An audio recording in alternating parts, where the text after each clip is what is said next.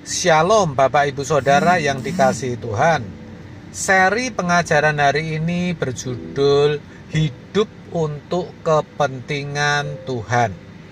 Dalam Ayub 1 ayat 21 dikatakan, dengan telanjang aku keluar dari kandungan ibuku, dengan telanjang juga aku akan kembali ke dalamnya.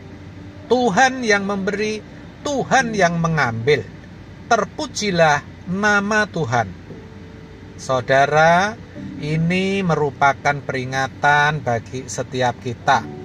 Sebab suatu hari nanti kita harus melepaskan segala sesuatu, apapun yang ada di bumi ini.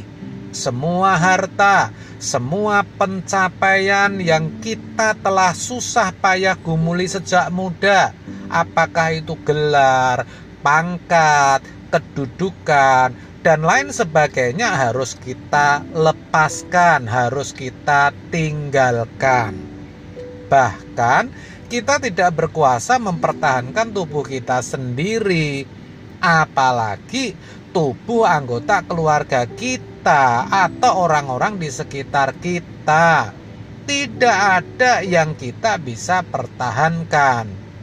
Kita akan menghadap Tuhan semesta alam, Allah yang memiliki segala kuasa, kerajaan, dan kemuliaan.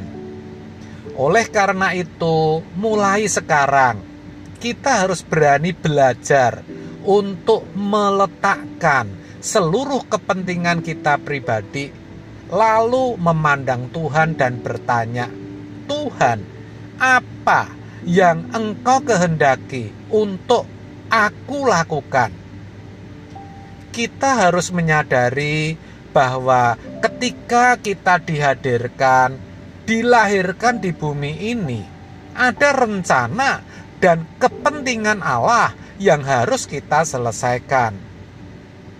Kalau itu kita kerjakan, kita akan mengalami damai sejahtera.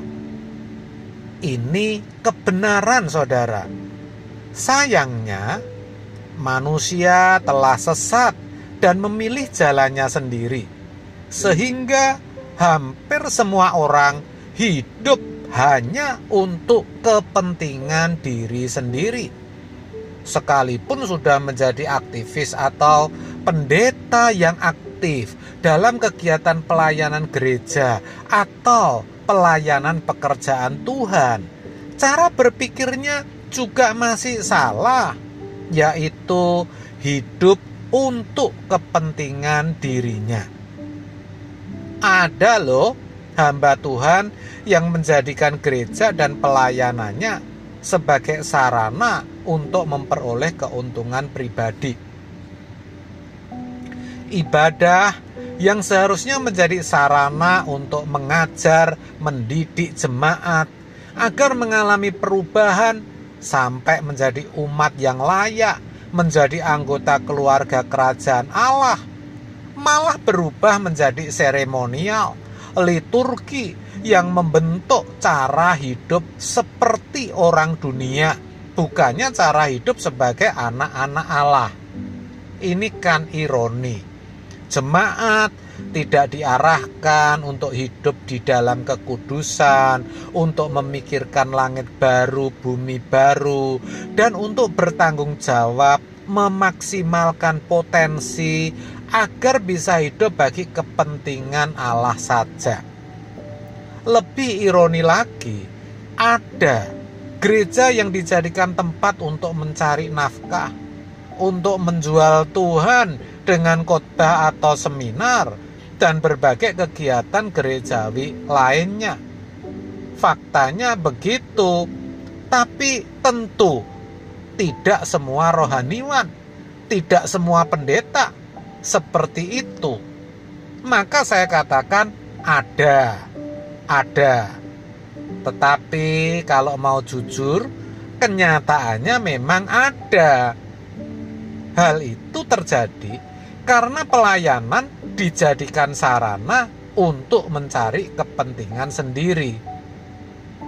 Tidak salah mengisi pikiran jemaat dengan pengetahuan teologi, pengetahuan tentang sejarah, atau hal-hal yang menyangkut kerohanian dan doktrin. Itu penting dan saya sangat setuju.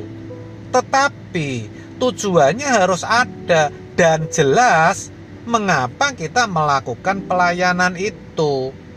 Kita harus melihat tujuan keselamatan, yaitu bagaimana manusia bisa dikembalikan ke rancangan Allah semula. Bagaimana jemaat bisa benar-benar diubahkan untuk menjadi atau untuk bisa mencapai kehidupan yang serupa dengan Yesus. Begitu, saudara. Sampai setiap jemaat dapat berkata, hidupku bukan aku lagi, melainkan Kristus yang hidup di dalam aku. Dan itu terlihat dari perilakunya sehari-hari, baik di dalam keluarga ataupun masyarakat, yang mana orang bisa melihat dan merasakan kehadiran Tuhan. Begitulah seharusnya seorang anak Allah memancarkan kemuliaan dan keagungan Bapanya, yang pada akhirnya kalau seseorang sungguh-sungguh terus diubahkan dan mengenakan Kristus di dalam hidupnya, maka hal itu benar-benar menyenangkan hati Tuhan. Karena orang-orang seperti ini pasti hidup hanya untuk kepentingan Tuhan. Kalau Tuhan Yesus berkata, makananku melakukan kehendak Bapa dan menyelesaikan pekerjaannya, itu berarti dalam hidup Tuhan Yesus tidak ada tujuan lain loh, kecuali untuk kepentingan Tuhan. Jangan keliru, kita semua itu sejatinya hamba-hamba Tuhan, full timernya Tuhan, yang artinya kita hidup hanya untuk kepentingan Tuhan. Kita bukan orang-orang hebat, kita itu orang-orang rusak yang mestinya terbuang. Tetapi Tuhan berkenan mengambil kita untuk memberi kita kesempatan berubah dan bertobat. Jangan sia-siakan kesempatan ini. Mari kita gunakan kesempatan ini untuk benar-benar berubah dan bertobat, supaya akhirnya kita hidup hanya untuk kepentingan Tuhan. Seperti yang dikatakan Paulus dalam Filipi 1 ayat 21, bagiku hidup adalah Kristus dan mati adalah keuntungan. Kalau kita sudah hidup sepenuhnya bagi Tuhan, maka kematian kita menjadi saat yang kita dan Tuhan nantikan, karena itu adalah kebahagiaan. Amin. Tuhan Yesus memberkati.